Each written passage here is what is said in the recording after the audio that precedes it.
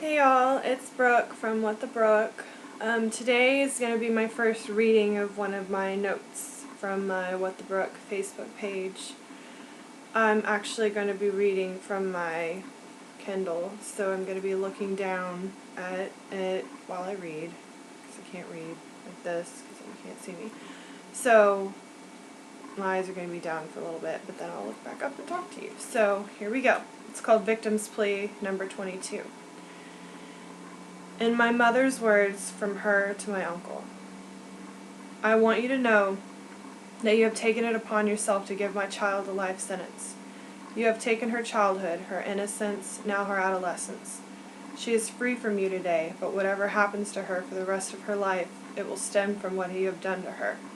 The very family you have told her she was holding together has turned against her. You have taken her grandparents away from her. I hate you. I hate you for what you have done to my child. You need to know that she has been in a mental institution under suicide watch. She has been through 2 nervous breakdowns. She blames herself for this because you taught her to like it. You need to know that this plea bargain today is not your choice. It's the answer to many prayers. It's God's way of protecting Brooke from your harm one more time. And she pointed to the judge. There's one judge higher than this one, and that's our Lord Jesus Christ, and you'll answer to him. In the sentencing of the jerk-off in a court of law, the victim is allowed to make a victim's plea. I was way too messed up to make one of my own, too confused, too hurt, too angry, too in love. My mother, on the other hand, was ready. She marched right up to the front of that tiny courtroom, looked him straight in the eye, and said every word that I just wrote down, because I have it handwritten down in the words on a piece of paper in front of me on my lap that I had given to me in a file that my therapist gave me a few weeks ago. Here's in her words the piece of paper in her handwriting. In a file that my therapist gave me a few weeks ago.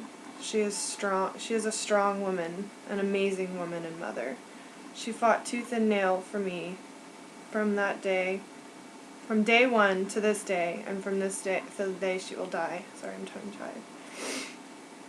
She loved me more than any mother could love a child in this kind of situation. It's taken me a few weeks to open the file up again and to read some of the things again, because a lot of the information in these files are copies of handwritten pages from my mother, explaining word for word the things that I've been writing about in the past couple of months.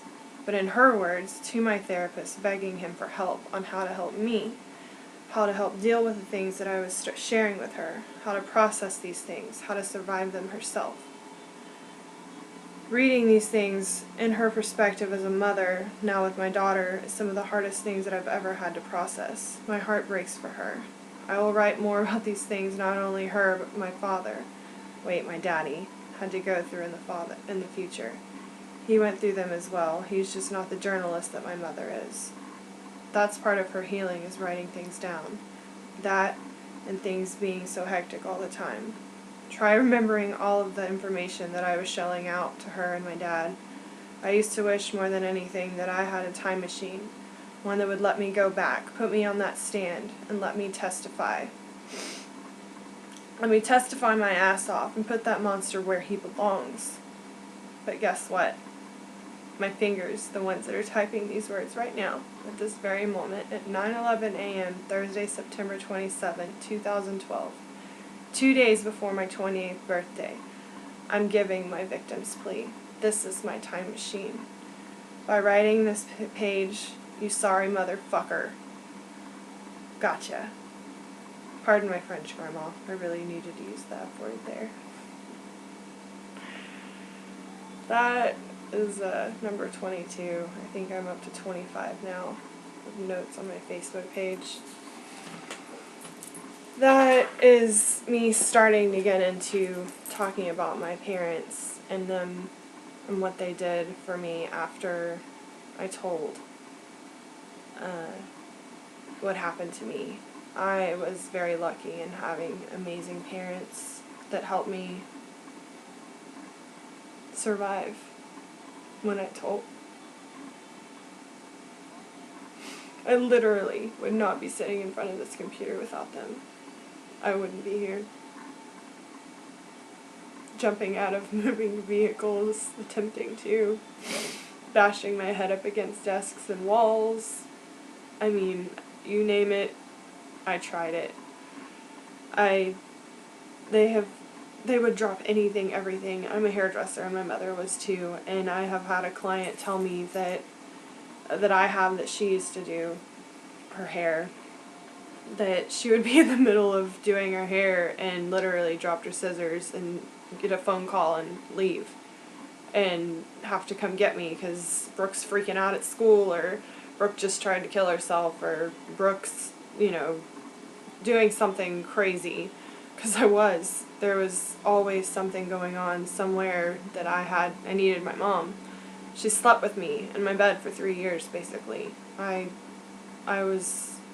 could never be alone. I couldn't be without her. I mean, I was attached at the hip. I was terrified all the time. And I still felt alone.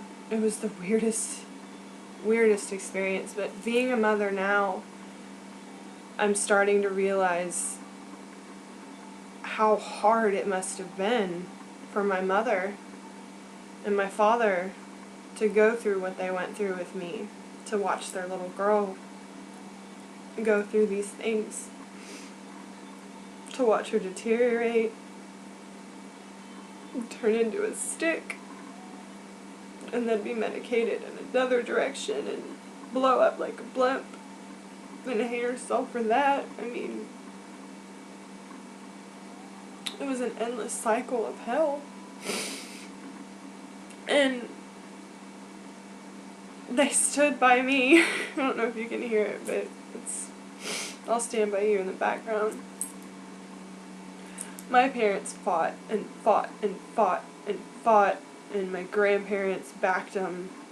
And my stepfather, he told me this, and he told me, I've been kind of doing little mini interviews here and there for things that I don't remember, because I don't remember a lot of it, because I was tranquilized. Literally, they had to tranquilize me because I would try and scratch my face off, or I had to be tranquilized. And he told me that I think it was the second time they were taking me to the hospital, that he literally had a heart attack. And my first reaction was, what? No, you didn't have a heart attack? And he said, yeah, I told you to do that. I told you that. And he could have. I've done a lot of drugs. I don't remember ever hearing this, but he had a heart attack. My father had a heart attack, and I blamed myself for like 30 seconds, and then I was like, no, it was my uncle's fault. Because he did this to me. He was the reason I was going to the hospital. He gave my father a heart attack. And he's a monster. And I'm going to do this quite a lot because I hope someday that he's watching this. You're a monster. And the whole world is going to know it. And I found my time machine, and it's YouTube, and it's Facebook, and maybe someday it'll be a hardback book, and it's so exciting, and it's so liberating. And I did a photo shoot the other day, a lot of you have seen it, and I've got these photos of just me just letting it out and just showing the world, like, the pictures of this little girl, and like all of these things, and me and my girlfriend were taking these pictures, which, by the way, they're amazing photographers. And I'm gonna do my next page. It's gonna have all the pictures. It's gonna be a slideshow. It's gonna be amazing, so y'all gotta check it out. But just the raw emotion in that photo shoot. My girlfriend's grandparents are from the same small town, and that it happened in, which is ridiculous because it's like as big as my bedroom. But we were crying, and it was just the most emotional just release. And there's this one where I'm cutting the chains that we literally wrapped me up in chains, and it pinched my arm. Like, it was crazy. And I was cutting the chains, and we were crying, and she, you know, photographers were like, brrr, with the camera, and it was just like making an ugly face, and somehow she made it look decent, so she's amazing. But those pictures, when I saw them, they made me cry, and she would have to stop it because she was crying. And so this is emotional, and I just want y'all to know that everybody keeps saying how strong I am and says such sweet things to me, and I can't tell y'all how much it means to me, but this is hard. This is not easy, but it's so worth it, because not only am I telling y'all that you're not alone, that you're not the only ones that this has happened to, you're not the only victims that have had feelings for the people who've done this to you, or have fallen in love with the people that have done this to you, but by you coming to me and talking to me and sending me messages, you're letting me know that I'm not alone. And that in itself is healing. You know, you keep saying, like, you're healing through this as much as we are, and you're right, this is healing. I'm healing. But I'm Brooke, not broken. And I won't let him break me. He's tried. Satan, him, everything that I went through my whole life. It's like I've been trying to break and break and break and let him break me with drugs and alcohol and everything. Just, I've tried to just break, and I won't let it happen. And it's not going to happen. I have a little girl, and I'm not going to break. And I'm going to be a strong mother, just like my mom and my dad. They carried me through. They got me where I am today. And I love you. I'm sorry, I love you, Mom, and I love you, Dad. And y'all are amazing. And you're the only reason I'm here. Okay. So, that's enough of that. I just want to let y'all know that you guys mean a lot to me too.